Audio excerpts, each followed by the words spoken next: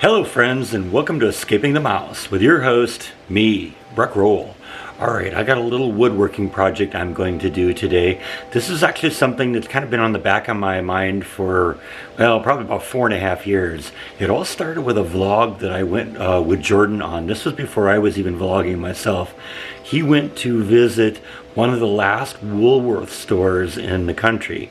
It was in Bakersfield, and it had been turned into sort of an interesting little antique shop. And while I was wandering around there, I saw something that I thought, that's kind of cool. It was a cool little shelf. It was a pretty simple little thing, and I was kind of intrigued by it because I thought I could build my own. And so I took some pictures of it, and today we're going to try and build that. And let me tell you what I want to do with it. So this is a mantle of the window by the kitchen sink, and as you can see, I got lots of different types of hot sauces and spices and stuff like that. Salt and pepper, some of my own habanero salt and jalapeno salt that I've made. And I'm tired of having it here. It looks really dirty and congested, and I actually kind of want to do a little something else with this area. But I've got this area right next to it. There's just kind of a big open empty space here, and I think I'm going to put this shelf right in this spot, and then we can keep all my hot sauces, all my spices up on this rack here. It'll be out of the way, it'll be neater, and I think it'll look pretty cool. So I've come back from Home Depot. I bought two 5.5-inch pieces of pine that are 8 feet long, and I got some kind of cool trim work. I'm not going to be able to do it exactly the kind of trim that they had, but what I want to do is I want to put this on these two things on top of each other and kind of create this layered effect. And I think that'll look kind of cool for the top of my shelf. So let's get going on this. First thing I got to do is cut the main pieces into the right size lengths.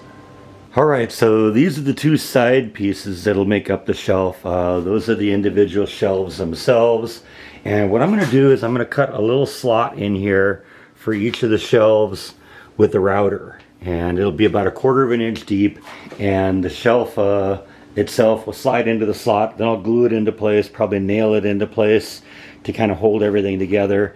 And that starts with getting perfectly flat lines that are perfectly aligned with each other. So what I usually do is I'll take the two pieces of wood, butt them up to each other like this, and then go straight across, and that way I know I'm getting lines that are perfectly lined up, and they'll be lined up properly relative to each other.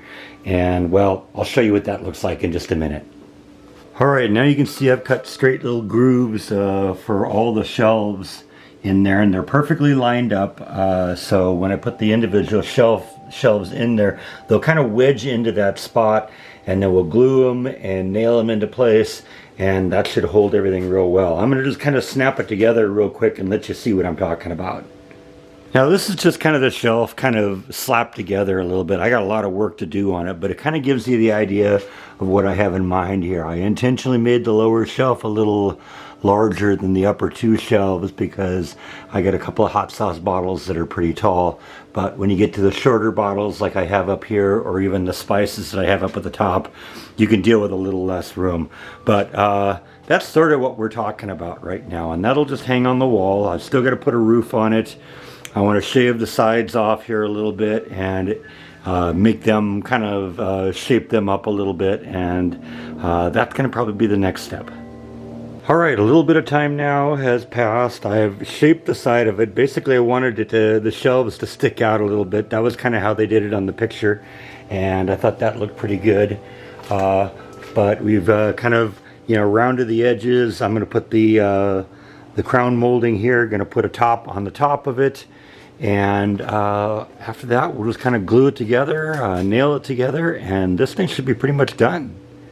Alright, so I've decided I wanted to do this piece next. This is actually going to be the piece of crown molding that kind of goes across the top. It'll be decorative, it'll add support, it'll look kind of nice. It's kind of something cool that I found, has kind of a nice pattern to it, and I think it'll look good when I get it painted up, but I have to have it as one single piece. So I've glued that together. I'm going to let that set up for a little while, and I think the next thing I'm going to do now is we're going to glue all these pieces into place.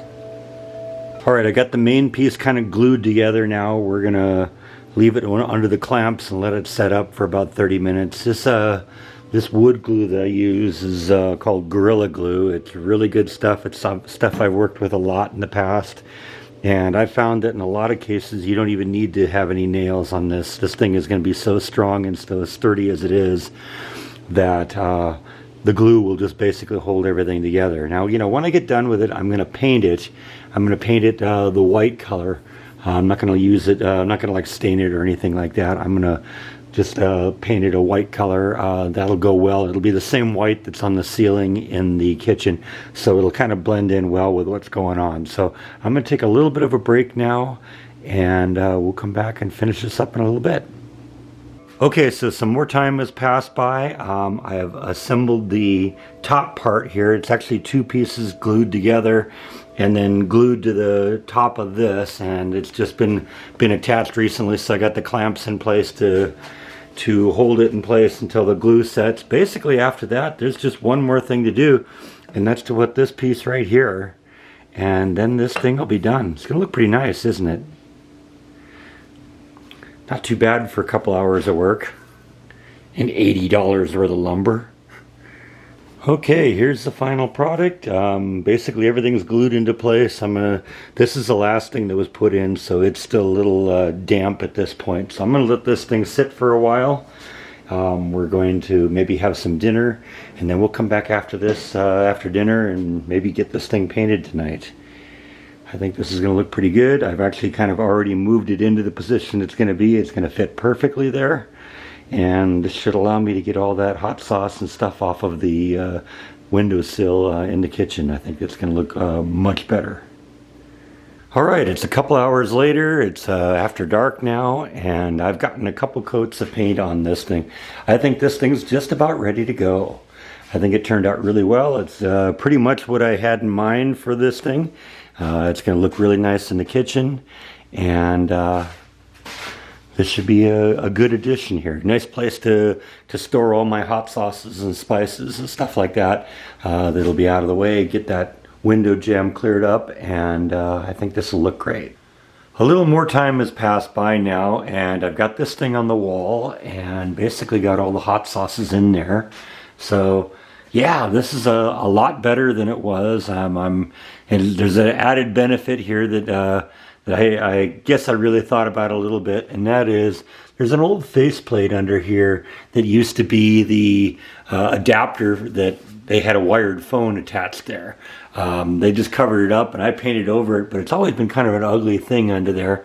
So this new shelf is covering up that really well, and like I said, I'm really happy with how it turned out. It was definitely worth the time. Like I said, the lumber was a little bit expensive, and that was a bit disappointing. Even the lady at the checkout at Home Depot said, "Wow, that's an awful lot for lumber for those 4 little pieces of thing I got." But you know what? Sometimes, you know, it's all an investment in the house, and that's what matters. So this project is now in the completed category. I think that's all that I have for today. Thank you as always for watching, and I'll see you next time on Escaping the Mouse. Good night.